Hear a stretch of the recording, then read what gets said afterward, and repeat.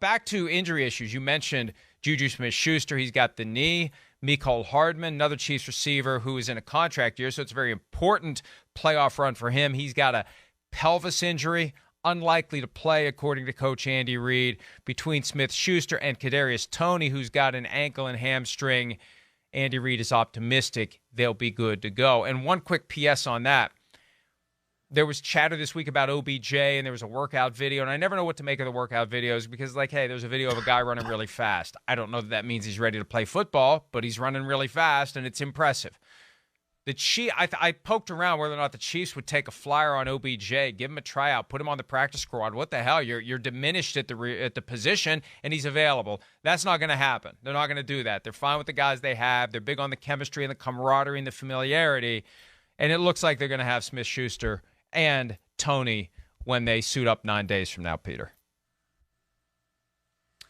And rightfully so, Mike, because I think, when I was watching that game the other day and looking at all the bottom of the depth chart guys, look, the one good thing that Patrick Mahomes has is he's got Justin Watson, who is a little bit of a journeyman, but the Chiefs absolutely love him. And clearly, I'm sure we're regretting not having him active in that game late in the fourth quarter. He has become, even in his first year, a total security blanket for Patrick Mahomes. It's funny. I look sometimes at all of these, I'm still one who reads newspapers. So, I saw in the paper the other day all of the odds on guys on both teams to score the first touchdown of the game. And I looked at Justin Watson, and he was 75-1. And I said, if I bet on sports, that is a $20 bet for me yesterday. And look, if you ask me, do you think Justin Watson is going to score the first touchdown of the game? No, I don't. But I know the physical condition of this roster, and I know that Justin Watson is going to be important in this game. And I know that when Patrick Mahomes goes back to pass and takes a snap at the opposition 20-yard line and he's looking to throw the ball into the end zone, he doesn't care if it's Fred Arbanis or Justin Watson who's out there. He is going to throw to the guy who's open. But yeah, these are questions, like if you were to ask me what's big points in this game, I would say, I want you to tell me in the second half of this game, which Kansas City receivers are going to be healthy enough to be factors in this game, because I think that makes it a huge impact on the Super Bowl. Yeah, absolutely. And look, we are 1 year removed from Tyreek Hill being the number one receiver of the Kansas City Chiefs. And what has it forced Patrick Mahomes to do? Go to the guy who's open. Don't try to force the ball to Tyreek Hill when he's blazing down the field, maybe double covered. Maybe you don't have the time to get rid of the football. He spreads it around. He throws it to the open guy. And that's why it was able to keep going last week. He didn't shy away from the injury replacements. He got to the point where he didn't have much of a choice. But it's not like all of a sudden he just said, screw it, I'm only throwing to Travis Kelce. I don't trust these other guys. That's the key, and that's what I was talking about earlier as it relates to the camaraderie and the familiarity. Remember, I don't know if we talked about this on a day when you were on the show, Peter, but at some point this past year, JuJu Smith-Schuster explained that one of the ways they worked on getting to know each other better was playing Call of Duty online, where they talk in the headsets, and they're, that very popular video game that has created issues for Kyler Murray unrelated to enhancing teammate camaraderie. But that was used by Patrick Mahomes as just another tool for developing the right bond with the guys that he goes out and plays with, to the point where, you get to that level of unspoken understanding of what a guy is going to do. And that's why I think you can plug these bottom-of-the-roster guys in. And to Patrick Mahomes, they're not bottom of the roster. He knows them as well as he knows the guys at the top of the depth chart. Look, Mike, back in training camp, I think I told this story on the air early in this season, but I saw a practice early in training camp that, Andy Reid in practice a lot of times has kind of high-speed practices. He's not worried about anybody hitting anybody. This is a non-contact practice, but there was coverage. And, it was a lot of 7-on-7 stuff.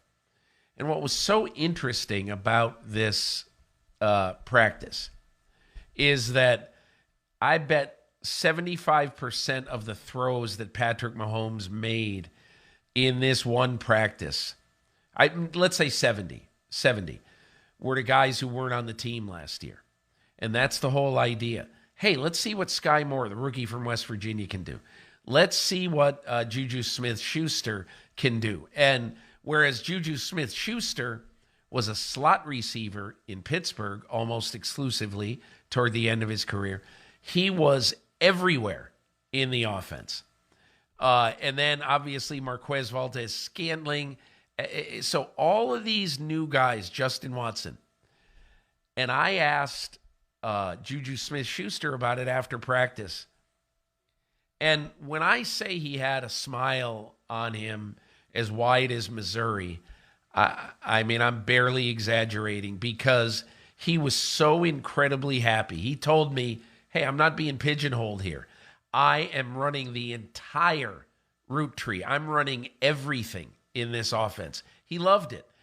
And the reason why this was so significant is that Andy Reid knows, Eric Bieniemy knows, Matt Nagy back there knows that at some point during the season, you know what?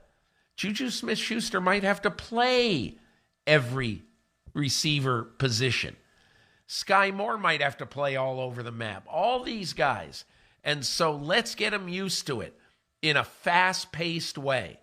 And look, I had a note in my column a couple of weeks ago that for all those who still think that, oh my God, imagine Kansas City now with Tyreek Hill. No, that's the bad way to look at it. And again, people are going to laugh and all that. They're better without Tyreek Hill. Because last year, Tyreek Hill was the very squeaky wheel. He was unhappy, wanted the new contract, wanted the ball more, all that stuff. And in Andy Reid's offense, you just throw to the open guy. And that's why this year, I think you ask, gee, why did Patrick Mahomes throw for so many more yards this year than last year? Because he played with a free mind. That's why.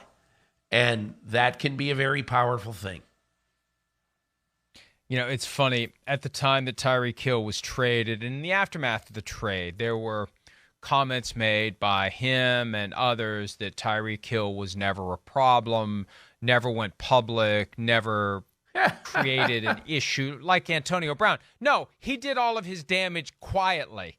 He did it all privately. Yeah. They knew about it in the building. They didn't know about it outside of the building until he started talking about it over and over, and it became obvious that he had become a major pain in the butt for the Chiefs because he was constantly jostling and complaining. And my theory continues to be he saw what Cooper Kupp was doing in 2021, and he thought I could do that too if I had more balls thrown my way, because he still had a career high in catches and targets, but it wasn't enough.